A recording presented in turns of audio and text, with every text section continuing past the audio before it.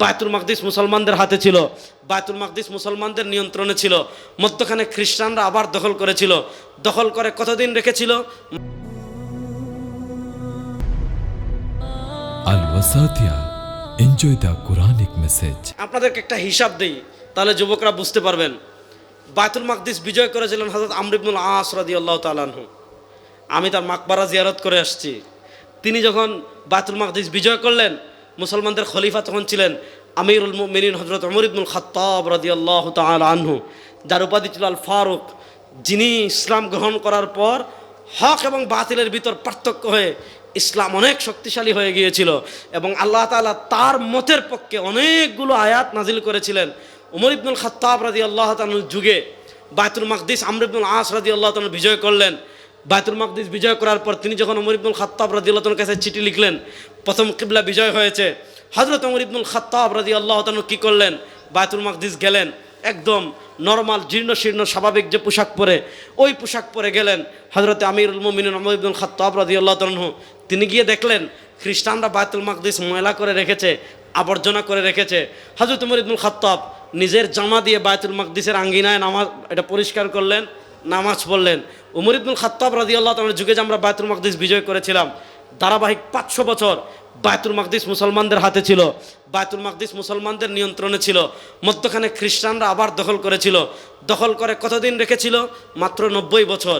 90 বছরের মাথায় আপনারা সবাই নাম শুনেছেন। আজকে আমাদের প্রজন্ম সুলতান সালাউদ্দিন আইয়ুবীকে চিনে না, সুলতান নুরুদ্দিন জঙ্গিকে চিনে না, খালিদ বিন ওয়ালিদকে চিনে না, মুসা বিন নুসাইরকে চিনে না, মুসান্না বিন হারিসকে চিনে না, কুতাইবা ইবনে মুসলিমকে চিনে না, সাইফুদ্দিন কুসকে চিনে না। হ্যাঁ, মুসলমানদের দিগ্বিজয়ী যত বীর ছিলেন, মোহাম্মদ বিন কাসিমকে চিনে না। আজকে দেখেন, আমি বলছিলাম না ইহুদি খ্রিস্টানদের সংস্কৃতি মুসলমানদের উপর চাপিয়ে দেওয়া হবে।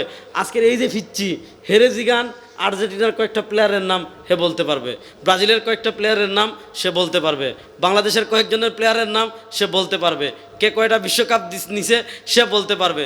কিন্তু তারা জিজ্ঞেস করেন তো রাসূলুল্লাহ সাল্লাল্লাহু আলাইহি ওয়াসাল্লাম তার জীবনে কয়টা যুদ্ধ করেছেন, কয়েকটা যুদ্ধের নাম বলে তো, মুসলমানদের কয়েকজন বীরের নাম বলে তো। আর মাশাআল্লাহ, এখন যদি সালাউদ্দিন আইয়ুবী রহিমাল্লাহর নাম নে, নুরুদ্দিন জঙ্গি রহিমাল্লাহর নাম নে, সাইফুদ্দিন কুজ্জের নাম নে, রুকনুদ্দিন বাইবার্সের নাম নে, আমাদের বাংলাদেশের ভিতরেই একদল মানুষ আছে যারা মাথায় দিয়ে টুপি, আপনার ঈদের দিন জামা পরে, এরাই বলবে যে হুজুর তো এসে জঙ্গিবাদ শিখাচ্ছে। বলে কি বলে না? সুলতান সালাউদ্দিন আইয়ুবী রাহিমাহুল্লাহ 90 বছরের মাথায় বায়তুল মাকদিস পুনরায় উদ্ধার করেছিলেন এবং বিজয় করেছিলেন। শুনেন, বায়তুল মাকদিসের প্রকৃত মালিক আমরা, যারা মুশরিক। বর্তমান পৃথিবীর ইহুদি সব মুশরিক, খ্রিস্টানরা সব মুশরিক, এরা কখনো বায়তুল মাকদিসের প্রকৃত মালিক না। 1948 সাল, হ্যাঁ 1948 সাল থেকে এই জারজ রাষ্ট্র ইসরায়েল, এরা হলো আমাদের চির দুশ্মন। এই ইসরায়েল বায়তুল মাকদিস নিয়ন্ত্রণ করে রেখেছে। আপনারা দেখেছেন এইবার গত পরশুর আগের দিন, অর্থাৎ ঈদের নামাজও বায়তুল মাকদিস পড়তে দেয় নাই, ঈদের দিনও বায়তুল মাকদিস বন্ধ করে রেখেছে।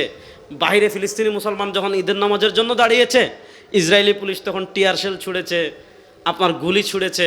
অর্থাৎ মুসলমানদের অধিকার সংকুচিত হতে হতে, মুসলমানদেরকে সংকুচিত করতে করতে করতে করতে করতে করতে করতে করতে এই পর্যন্ত, শুনেন, আপনি যত আমেরিকাকে তেল মারবেন, আপনি যত ইসরায়েলকে তেল মারবেন, আপনি যত ভারতকে তেল মারবেন, যতই তেল মারেন, তারা কখনো আমাদের প্রকৃত বন্ধু না।